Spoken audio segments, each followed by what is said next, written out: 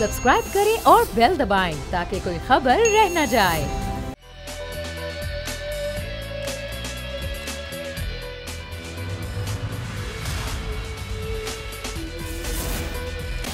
बिस्मिल्लाहिर्रहमानिर्रहीम, अस्सलामुअलैकुम। प्रोग्राम में मैं सुमैया रिजवान आपको खुश आमदीद कहती हूँ। नाजरीन, आज के प्रोग्राम में जो मरदमशुमारी है, आगे वाले निगरान सेटअप हैं और जो सियासी सूरत हाल है उस सब पर बात होगी। लेकिन प्रोग्राम का आगाज़ हम करेंगे कोर्ट की खबर से, क्योंकि सुप्रीम कोर्ट ने अहम महफूज फैसला सुनाया और आज सुप्रीम कोर्ट ने मिलिट्री कोर्ट में जो सिविलियंस के ट्रायल के खिलाफ केस की समाअत का मामला था, उसमें जो फुल कोर्ट की दरख्वास्त थी उसको मुस्तरद कर दिया है। तो आज जो चीफ जस्टिस ऑफ पाकिस्तान के रिमार्क्स थे वो कितने अहम रहे, अटॉर्नी जनरल ने क्या दलाइल दिए, उसका क्या खुलासा है, अब आगे जो फैसला होता है सुप्रीम कोर्ट का उसको हुकूमत मानती है या नहीं मानती है, ये भी देखा जाएगा। और मिलिट्री कोर्ट्स का जो फाइनल फैसला है वो कब तक आ सकता है, इन तमाम तर जो मामलात हैं और जो आज की समाअत का अहवाल है वो जानेंगे। मैं ज्वाइन करेंगे खुसूसी जुल्करनैन इकबाल जी। जुल्करनैन, तो महफूज फैसला सुनाया गया, बड़ी अहम समाअत हुई, क्या अहवाल रहा आज का? देखिए सुमैया, सबसे ज़्यादा इंतज़ार इसी बात का था कि सुप्रीम कोर्ट क्या आज फुल कोर्ट की जानिब जाती है या नहीं। अगर जाती तो असर नो सारी समाअत होनी थी और वो फुल कोर्ट कितने रुकनी जजेस के ऊपर मुश्तमिल वो बेंच होता, कौन उसमें शामिल होता, कौन ना होता, इन तमाम सवालात के जवाब आज सुप्रीम कोर्ट ने दे दिए। वो ये कहते हुए दिए कि जो फुल कोर्ट बनाने की दरख्वास्त थी, जिसकी ज़्यादातर दरख्वास्त गुजारान की जानिब से मुखालफत ही की गई थी, जिन्होंने हिमायत की उन्होंने भी मशरूत की थी, लेकिन वो इस्तदा सुप्रीम कोर्ट ने मुस्तरद कर दी है। क्योंकि बेसिक वजह उसकी यही करार दी जा रही थी दरख्वास्त गुजार की जानिब से भी कि हुकूमत इस तरह से बेंचेस के फैसले नहीं मानती, लिहाजा फुल कोर्ट होगा तो वो मानने की पाबंद होगी। इस पर ना सिर्फ अदालत ने वो उस दरख्वास्त को मुस्तरद किया, बल्कि चीफ जस्टिस ऑफ पाकिस्तान ने बड़े अहम रिमार्क्स भी दिए इस मामले पर।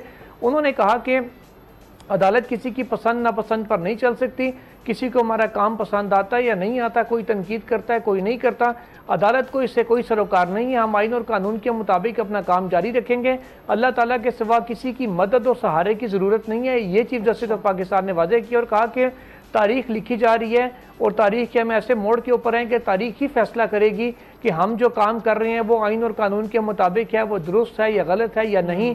उन्होंने कहा कि और जो मौजूदा सूरत हाल है उसके वजह से चीफ जस्टिस ऑफ पाकिस्तान ने कहा इसका फैसला सिर्फ और सिर्फ अवाम ने करना है। हम लोग बतौर जजेस मुकदमात भी सुनते रहेंगे और सुन के उनके फैसले भी करते रहेंगे। जब ये बात चीफ जस्टिस ऑफ पाकिस्तान ने कही, इसके बाद अटॉर्नी जनरल ऑफ पाकिस्तान को कहा कि और रोस्टम के ऊपर आएँ और अपने दलाइल का आगाज़ करें। अटॉर्नी जनरल ने बुनियादी तौर पर यही कहा कि जो आर्मी एक्ट है उसके तहत ही जो फौजी अदालतें हैं वो कायम की जाती हैं और फौजी अदालतों का आइन का आर्टिकल 199 की सेक्शन 5 है। उन्होंने कहा कि उसी के तहत ही उनके जो फैसले हैं उनके खिलाफ हाई कोर्ट में एक तरह से रिवीजन दायर होती है। हाई कोर्ट महदूद दायरे इख्तियार में उन फैसलों का जायज़ा ले सकती है ऑलरेडी अभी से ही। तब उनका कहना था कि इस हवाले से जो 9 मई के बिलखुसूस मुल्ज़िमान हैं, 102 मुल्ज़िमान जो पाक फौज की तहवील में हैं, उन्होंने कहा कि इनको अपील का बाज़ाब्ता हक देने के लिए कि हाई कोर्ट में प्रॉपर अपील जो हो जैसे आर्म्ड ट्रायल कोर्ट्स की होती है, उसके लिए उन्होंने कहा कि सोच विचार जारी है। इस हवाले से GHQ में जो लीगल ब्रांच है उसके 3 स्टार उन्होंने कहा कि एक जनरल है, उनके साथ भी मैं इन टच हूँ। अच्छा। उनसे भी मुशावरत का अमल जारी है। उन्होंने कहा कि फौरी तौर पर आज के दिन में तो मैं कोई बयान देने की पोजीशन में नहीं हूँ, लेकिन अगर अदालत आज समाअत मुकम्मल नहीं करती और कल तक का मुझे वक्त देती है तो अपील के हवाले से उन्होंने कहा कल मैं बेहतर ज़्यादा बताने की पोजीशन में होऊंगा। अलबत्ता उन्होंने कहा इतना मैं ज़रूर कह सकता हूँ कि 4 किस्म की कैटेगरीज हैं जिनके ऊपर गौर किया जा रहा है, जिन पर मुशावरत की जा रही है। उन्होंने कहा पहली कैटेगरी उन लोगों की है जैसा कि कुलभूषण यादव था जो गैर मुल्की जासूस पाकिस्तान में पकड़े गए। दूसरा उन्होंने कहा उन लोगों की कैटेगरी होगी जिन पर आर्मी एक्ट का इतलाक होता है, वो दहशत गर्दी में जो मुलविस लोग हैं उनकी। तीसरा उन्होंने कहा कि आम सिविलियंस होंगे वो किस पैराए में लाए जाएंगे, उन्होंने कहा जी इस हवाले से भी काम जारी है। चौथी कैटेगरी उन्होंने कहा कि ये 9 मई के जो मुल्ज़िमान हैं 102 अफराद इनकी होगी। उन्होंने कहा इनमें से सिर्फ और सिर्फ जो 102 ये मुल्ज़िमान हैं इनको प्रॉपर जो राइट ऑफ अपील है वो देने के हवाले से अभी गौर किया जा रहा है। उन्होंने कहा अभी फैसला नहीं हुआ, गौर किया जा रहा है कि कानून साजी इस हवाले से की जाए या ना की जाए। अलबत्ता उन्होंने कहा कि कल मैं इस हवाले से बेहतर पोजीशन में होऊंगा कि बता सकूं। चीफ जस्टिस ऑफ पाकिस्तान ने कहा कि आपका क्योंकि बात से हमें एक मुस्बत तासुर मिल रहा है, अगर ये तासुर मुस्बत ना होता कि कानून साजी होनी है या नहीं तो आज हम समाअत को मुकम्मल कर लेते। अच्छा। और अगर कल अटॉर्नी जनरल ऑफ पाकिस्तान इस हवाले से अपना बयान अदालत में देते हैं कि राइट ऑफ अपील मिलेगा या नहीं मिलेगा, अगर मिलेगा तो उसके लिए कोई बिल पास होगा या बज़री ऑर्डिनेंस फिलहाल दिया जाएगा, बाद में उसकी एक्सटेंशन हो सकती है।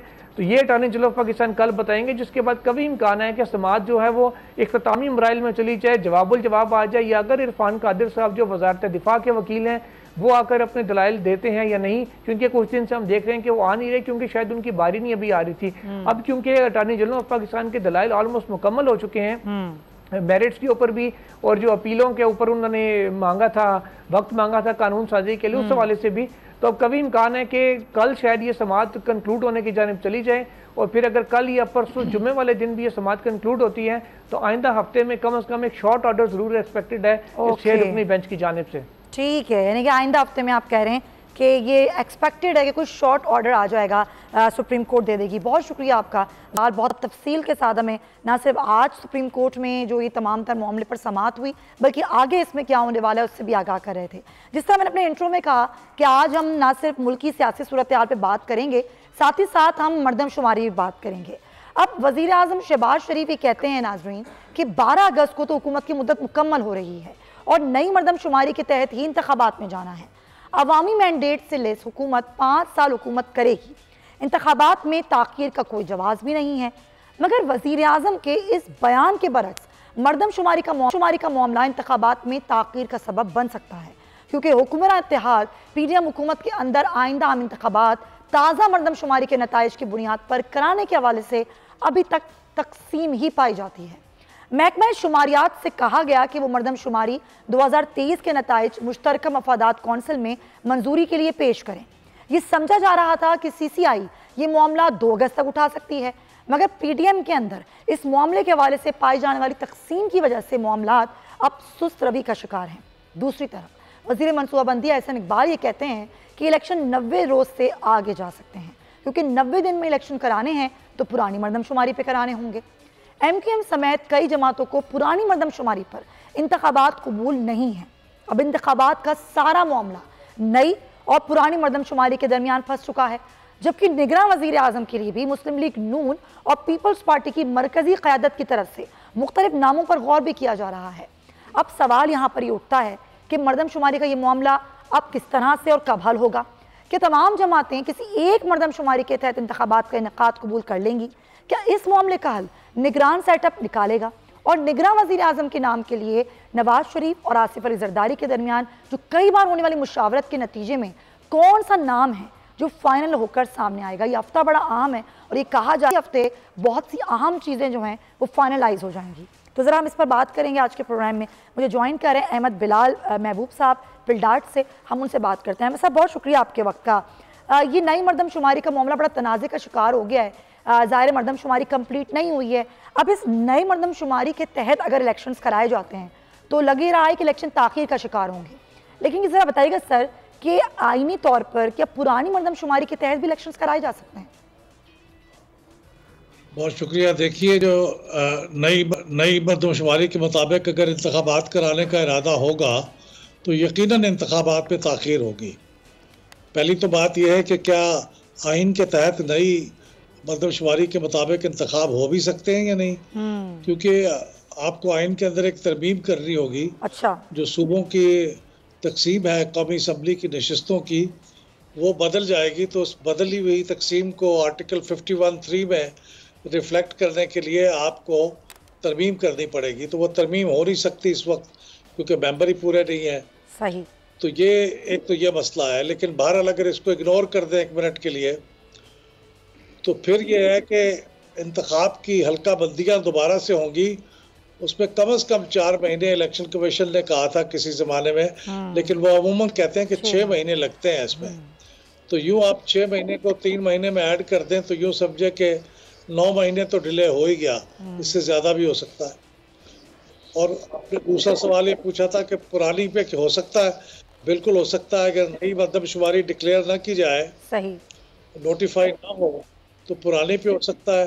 और मेरे ख्याल में तो डिक्लेयर कर भी दें तो भी हो सकता है, क्योंकि आप कॉन्स्टिट्यूशनल अमेंडमेंट नहीं कर सकते, तो पुरानी के मुताबिक ही प्रैक्टिकल है वही करना चाहिए। बहुत सा मैं चाहूँगी आप मेरे साथ ही रहिए, मुझे एक ब्रेक लेनी है, प्रोग्राम में ब्रेक लेते हैं, वापस आते हैं, अहमद साहब से मजीद भी इस पर सवाल करेंगे। Stay with us.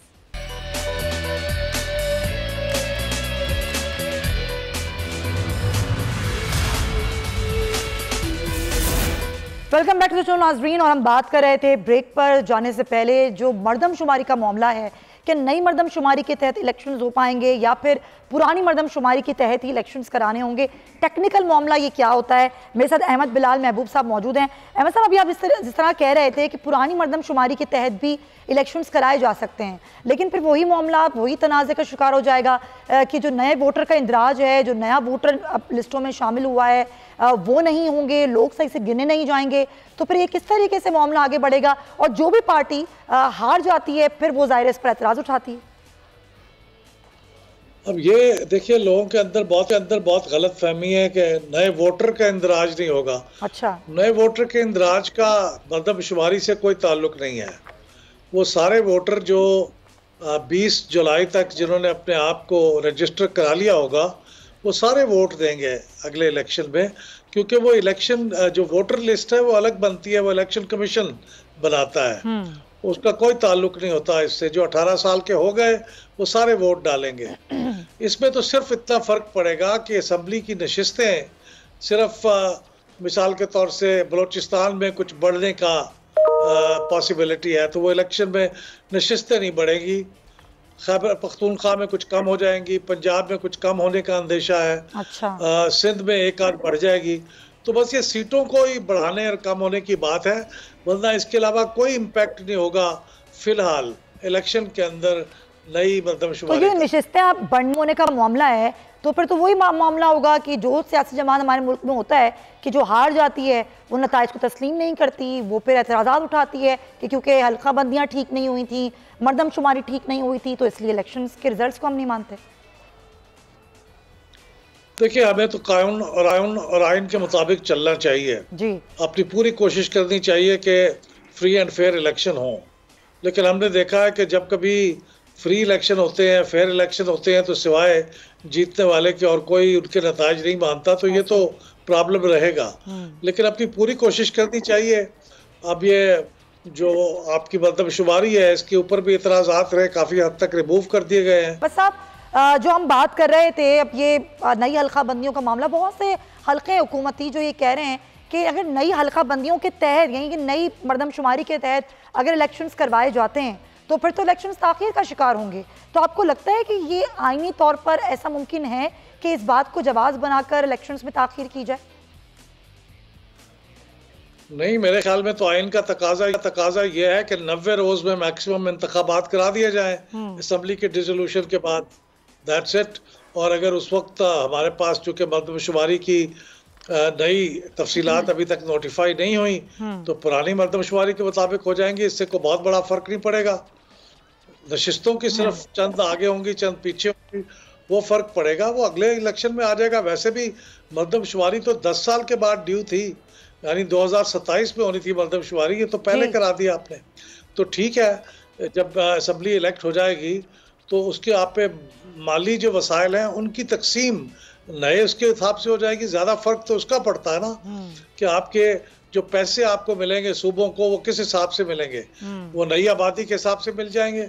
इलेक्शन के बाद जो नई असम्बली आएगी वो उसको पास कर देगी। सही। तो बड़ा फ़र्क तो उसका होता है। चंद नशिस्तों का फ़र्क जो है मेरे ख्याल में इतना बड़ा फ़र्क नहीं है कि उसके लिए 9-10 महीने। बहुत शुक्रिया आपका अहमद बिलाल मौजूद थे। बड़ी तफसीलन वो तमाम तर सूरत हाल कि आइनी तकाज़े क्या हैं, क़ानूनी तकाज़े क्या हैं, किस तरीके से अब मर्दमशुमारी को जवाज़ बनाकर क्या ये इस तरह से इलेक्शंस आगे बढ़ाए जा सकते हैं या नहीं।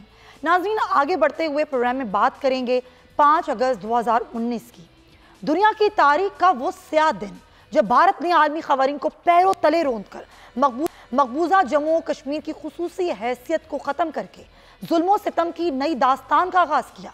मकबूजा वादी को 2 यूनियन टेरेटरीज में बदलने के इस इक़दाम ने रियासत जम्मू और कश्मीर को अमली तौर पर 2 टुकड़ों में तकसीम कर दिया। एक तरफ नाजरीन 3.5 लाख इजाफी फोर्सेस की तैनाती की गई और दूसरी तरफ तमाम अहम और तहरीक की हामी क़यादत और फ़ाल नौजवानों को गिरफ्तार कर लिया गया।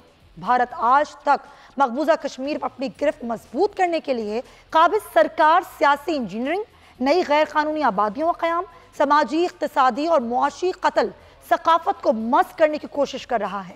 मीडिया पर पाबंदियाँ, कानून का एहतराम ना करना और इसके साथ साथ कई घिनौने इक़दाम किए जा रहे हैं। इस घिनौनी चाल को चलते हुए 5 अगस्त के बाद वादी में पहले से मौजूद सियासी कुव्वतों को कमजोर करने के लिए 7 नई सियासी जमातें बनाई गई और फिर हिंदुओं की सीटें बढ़ाने और मुस्लिम वोट को बैंक को तकसीम करने के लिए नई हदबंदी कायम की गई। कश्मीर में 85 तारीखी मकामात के नाम तब्दील कर दिए गए हैं और सरकारी जबानों की फहरिस्त में हिंदी का भी इजाफा किया गया है। इंसानियत की तजलील करते हुए जाली मुकाबले में शहीद नौजवानों की मैयतें ना लवाहिकीन के हवाले की जाती हैं और ना ही जनाजे उठाने की इजाज़त दी जाती है। मगर आलमी क़ुव्वतों को आखिर ये सब कुछ नज़र क्यों नहीं आता? हुकूमत एक तरफ मकबूजा कश्मीर में इंसानी हकूक़ की खिलाफ वर्जियाँ कर रही है तो दूसरी तरफ दुनिया को गुमराह करने के लिए श्रीनगर में G20 के इजलास मुनक्किद करवा रही है। इसी पर हम बात करेंगे और ये भी बात करेंगे कि आलमी दुनिया इस पर कोई बात क्यों नहीं करती है। हमें ज्वाइन कर रहे हैं तजियाकार हैं अब्दुल्ला हमीद गुल साहब, बहुत शुक्रिया आपका, वक्त दिया आपने। और हमें ज्वाइन कर रहे हैं साबिक़ वज़ीर आज़म आज़ाद जम्मू कश्मीर सरदार अतीक अहमद साहब। सरदार अतीक साहब, पहले मैं आपसे गुफ्तगू आगाज़ करना चाहूँगी। 5 अगस्त 2019 का वो स्याह दिन जब भारत ने इक़दाम किया अब आज अगर हम देखें तो जिस तरह के वो इक़दाम या उसके बाद किए गए भारत के दीगर इक़दाम अमली तौर पर 2 टुकड़ों में तकसीम तो कर दिया गया कश्मीर को, लेकिन क्या भारत अपने तमाम मकासद पे कामयाबियां हासिल कर सका आपके ख्याल में? शुक्रिया। एक तो बात यह है कि ये बात मालूम होनी चाहिए कि मकबूजा जम्मू और कश्मीर का, आज़ाद कश्मीर का और गिलगित बल्तिस्तान का सारा जितना रकबा है, ये सारे का सारा नक्शा यूनाइटेड नेशन के डॉक्यूमेंट्स के अंदर मौजूद है और सारी रियासत जो है 86,742 मरबा मील रकबा है।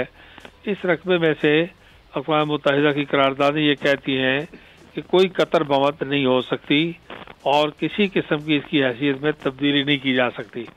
और ये 5 अगस्त का जो हिंदुस्तान का इक़दाम है, ये बड़ी संगीन खिलाफ वर्जी है इस आलमी करारदादों की और मसला कश्मीर पर जो बैनुल अक़वामी मौक़िफ़ है उसकी संगीन खिलाफ वर्जी है। इसलिए एक तो ये पहलू सामने रखने वाला है। दूसरा ये है कि उनका ख्याल ये था कि इसके बाद बहुत फ़र्क पड़ जाएगा मकबूजा कश्मीर के अंदर, तहरीक में फ़र्क पड़ जाएगा, बिल्कुल, या मकबूजा कश्मीर के अंदर जो है लोगों के जज्बात या एहसासात में फ़र्क पड़ जाएगा या मज़ामत में फ़र्क पड़ जाएगा। लेकिन अल्लाह का लाख लाख शुक्र है कि मकबूजा कश्मीर के अंदर के जो हालात हैं वो जो कोई भी जानता है उसे इस बात की पूरी खबर है कि ये सिलसिला न तहरीक का रुका है न थमा है। और उसका सबसे बड़ा जो टेस्ट है वो टेस्ट जो है वो मकबूजा कश्मीर के हालात हैं और वहाँ पर फौज की मौजूदगी है। यानी ये बात जब लोग कहते हैं कि वहाँ तहरीक कमज़ोर हो गई और हिंदुस्तान ने ये इक़दाम कर दिया, तो इस सारी बात को एक तरफ रखें, लेकिन ये बात समझें कि वहाँ 10 लाख हिंदुस्तानी फ़ौज क्या कर रही है। इसलिए अल्लाह के फजल करम से ये जो ज़मीनी बिगाड़ उन्होंने पैदा करने की कोशिश की है, इसका कोई असर तहरीक के ऊपर नहीं पड़ सका। बिल्कुल, आप दुरुस्त फरमा रहे हैं। अब्दुल्ला हमीद साहब, हम देख रहे हैं कि ये जिस तरीके से सालों से, कई दिहाइयों से काबिज़ हैं कश्मीरियों पर, जिस तरह के जुल्म वहाँ पे किए जाते हैं, फिर 5 अगस्त 2019 को उसकी हैसियत तब्दील करना, ये सारे मामला पूरी दुनिया देख रही है। लेकिन इस जुल्म सितम के ख़िलाफ़ ना कोई आवाज़ उठाता है, ना जो अक़वाम मुत्तहिदा की करारदादें हैं मौजूद हैं, ना वो कोई बात होती है। आखिरी खामोशी कब तक रहेगी आपके ख्याल में?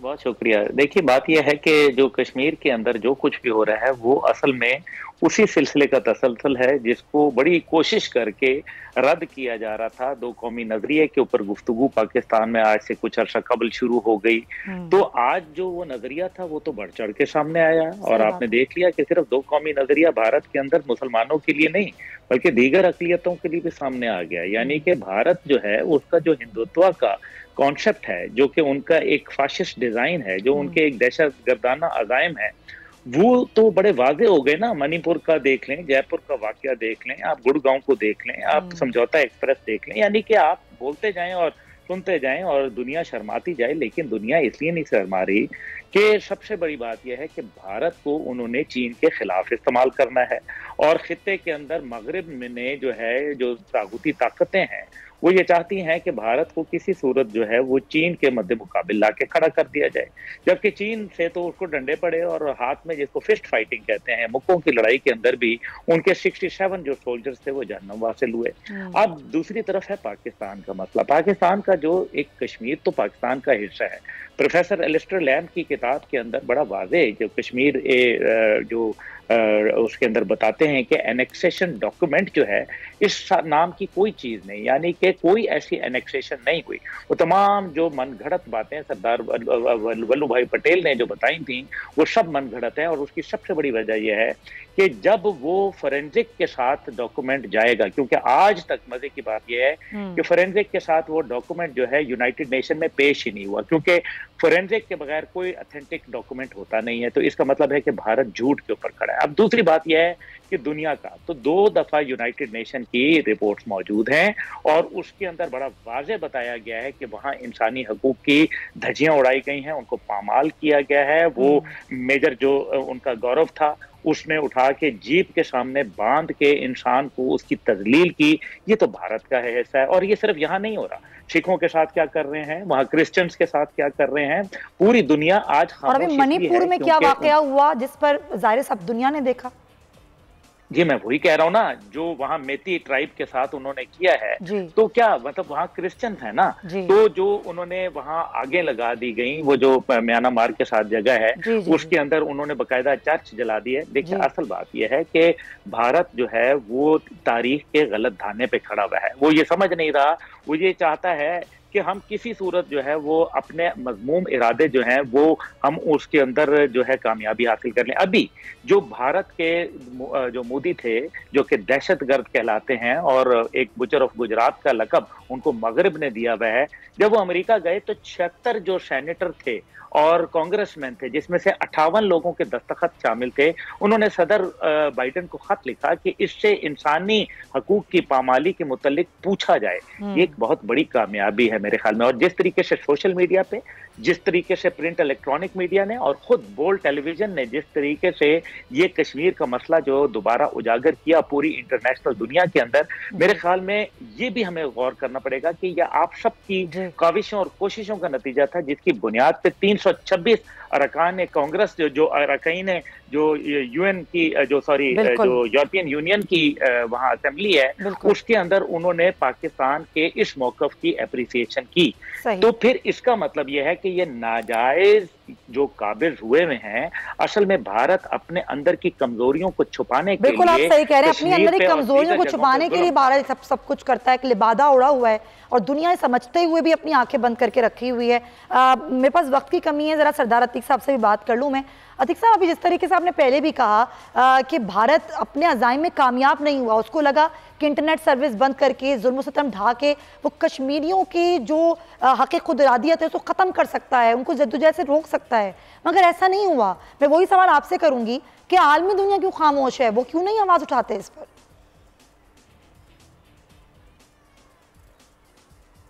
देखिए ऐसे है कि कौमों की ज़िंदगी में जो वक्त है वो किसी सालाना कैलेंडर के जरिए तो मापा तोला नहीं जा सकता, लेकिन ये बात मालूम होनी चाहिए कि कश्मीरियों ने 100 साल से ज़्यादा हिंदुस्तान का जबर बर्दाश्त किया और बड़े बड़ा सब्र आजमा वक्त गुजारा और उसके बाद हिंदुस्तान के साथ कश्मीरी उठ खड़े हुए हैं। अब जब उठ खड़े हुए हैं तो ये बात मालूम होनी चाहिए कि अब इनको बैठने में भी अगले 100-200 साल लग सकते हैं और हिंदुस्तान इस बात का मुतम्मल नहीं हो सकता कि इतनी तवील मज़ामत का मुकाबला उसकी फौजें करें, इसलिए कि खालिस्तान का रेफरेंडम जो है वो सारी दुनिया कनाडा समेत, अमेरिका समेत, दुनिया के बरतानिया समेत दुनिया का कोई भी मुल्क हिंदुस्तान की बात सुनने के लिए तैयार नहीं है इस खालिस्तान के रेफरेंडम के खिलाफ।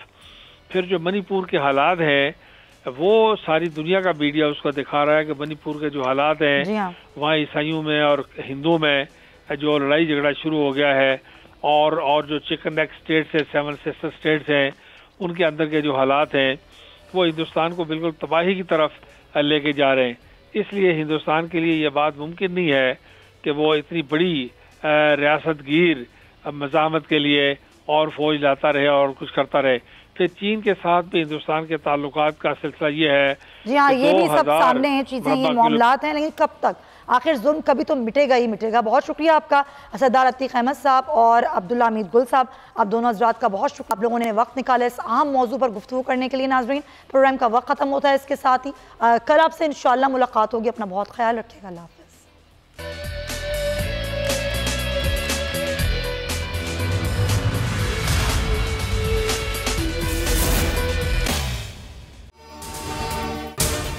अगर आपको ये वीडियो पसंद आई है तो सब्सक्राइब करें और बेल आइकन पर क्लिक करें।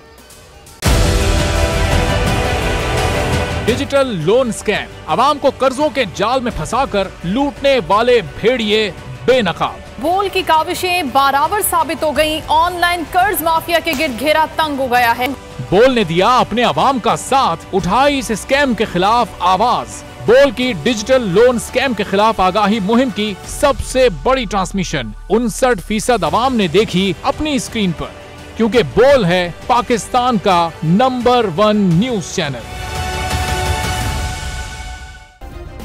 सब्सक्राइब करें और बेल दबाएं ताकि कोई खबर रह न जाए।